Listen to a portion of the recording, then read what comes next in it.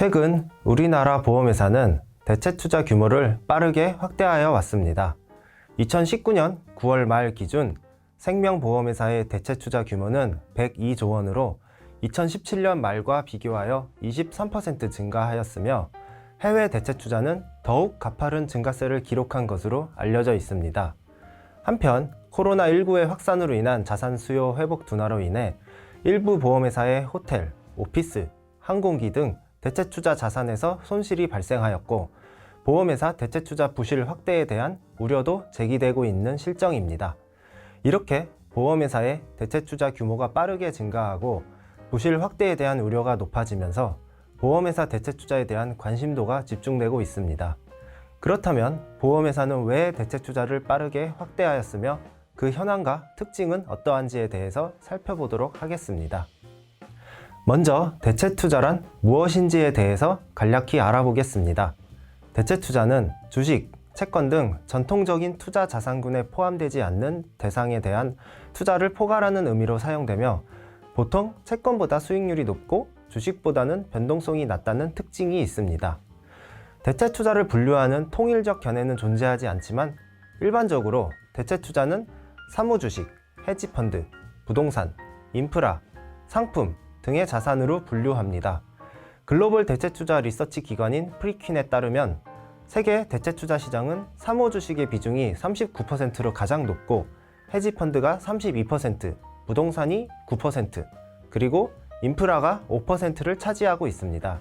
즉, 사모주식, 헤지펀드 등 기업투자 관련 비중이 70%를 넘는다고 할 수 있습니다. 대체투자는 다음과 같은 특징을 갖고 있습니다. 채권에 비해 높은 수익률과 주식에 비해 낮은 변동성으로 인한 높은 위험조정 수익률, 주식, 채권 등 전통 투자 자산군과의 낮은 상관관계로 인한 포트폴리오 분산 효과, 긴 만기와 낮은 유동성, 그리고 투자 대상의 높은 개별성, 불투명성으로 인한 투자 위험 정형화의 어려움 등으로 정리할 수 있습니다. 또한 대체투자는 비유동성과 정보 비대칭성에 대한 프리미엄을 투자자들이 요구하기 때문에 상대적으로 고수익을 추구할 수 있다는 특징이 있습니다. 보험회사는 크게 세 가지 측면에서 대체투자를 확대하였습니다. 첫 번째는 수익률 개선입니다. 장기화되는 초저금리로 인해 채권 투자를 통해서는 자산운용 수익률 개선에 한계가 있으므로 보험회사는 수익률 제고를 위해 대체투자를 확대하였습니다. 두 번째는 포트폴리오 분산 효과입니다.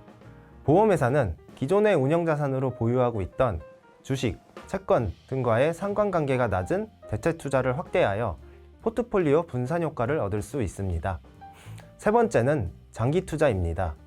2023년 도입 예정인 IFRS 17과 킥스에서는 부채를 시가로 평가해야 하기 때문에 보험회사는 장기 보험 부채와의 듀레이션 매칭을 위해 장기투자 자산인 대체투자를 확대한 것입니다. 그렇다면 우리나라 보험회사의 대체투자 현황과 특징은 어떠할까요? 먼저 규모를 보면 2019년 9월 말 기준 생명보험회사와 손해보험회사의 총 대체투자 규모는 154조 원으로 총 운영자산의 16%를 차지합니다. 이는 선진국인 미국, 유럽 보험회사의 운용자산 대비 대체투자 비중에 비해 높은 수준이며 우리나라의 대표적 공적 연기금인 국민연금에 비해서도 높은 수준입니다. 물론 국가별, 기관별로 대체투자의 정의가 조금씩 다르기 때문에 엄밀한 비교가 아닐 수도 있지만 우리나라 보험회사의 운용자산 대비 대체투자 비중은 다소 높은 수준이라고 판단할 수 있습니다. 이어서 우리나라 보험회사의 대체투자 유형별 구성비를 살펴보겠습니다. 공시자료의 부족으로 보험회사의 전체 대체투자가 아닌 해외 대체투자 유형별 구성비를 살펴보았는데 부동산이 34%를 차지하여 가장 높았고 이어서 SOC가 28%, 기업투자가 13%를 차지하고 있습니다. 이는 사모주식과 헤지펀드 등 기업투자 관련 운용자산이 70% 이상을 차지하고 있는 글로벌 대체투자 시장과는 다소 상이한 구성입니다. 또한 미국 보험감독자협의회에 따르면 미국 보험회사의 경우에도 대체투자 운용자산 중 헤지펀드와 사모주식의 비중이 높아 60%가량을 차지하고 있다고 알려져 있어 우리나라 보험회사와는 다른 특징을 보여줍니다. 한편 대체투자 자산 중 부동산과 SOC는 일반적으로 고정적인 현금 흐름 창출이 가능하고 자산 가치 변동이 크지 않은 것으로 알려져 저위험 대체투자 자산으로 평가됩니다. 따라서 우리나라 보험회사는 운용자산 대비 대체투자 비중이 높음에도 불구하고 부동산, SOC 등 저위험 자산의 비중이 높아 부실 가능성이 높다고는 할 수 없습니다. 이와 더불어 우리나라 보험회사는 부동산, SOC 투자 시 선순위, 중순위 위주로 투자하여 실제 손실이 보고된 경우는 많지 않습니다. 하지만 최근 후순위, 지분 투자가 늘어나고 있고 코로나19로 인한 거리두기 및 이동 제한이 장기화되어 호텔, 항공기 등의 자산 수요 회복 속도가 더딜 경우 보험회사의 대체투자 자산에서 추가 손실이 발생할 가능성이 있습니다.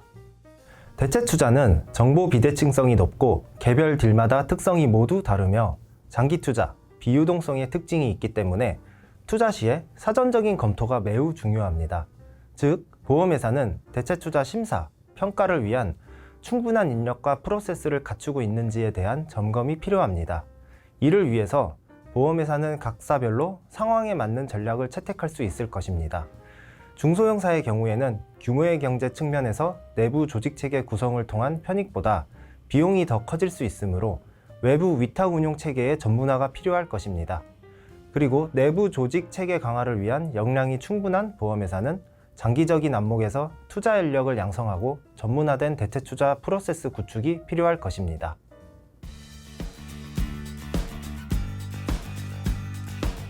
지금까지 대체투자란 무엇인가에서부터 보험회사가 대체투자를 빠르게 확대한 이유, 그리고 우리나라 보험회사의 대체투자 현황과 특징에 대해서 살펴보았습니다. 대체투자는 높은 위험조정 수익률, 포트폴리오 분산 효과, 긴 만기, 낮은 유동성, 투자 대상의 불투명성 등의 특징이 있는데 이 중 보험회사는 수익률 제고, 포트폴리오 분산 효과, 장기 투자에 대한 수요로 인해 대체투자를 확대하였습니다. 우리나라 보험회사의 운용자산 대비 대체투자 규모는 높은 편이지만 부동산, SOC 등 저위험 투자 자산의 구성비가 높아 부실 가능성이 높다고는 할 수 없습니다. 한편 대체투자는 투자 시의 사전적인 검토가 매우 중요하기 때문에 보험회사는 전문화된 내부 투자 운영 체계 혹은 위탁 운영 체계 구축이 필요할 것입니다.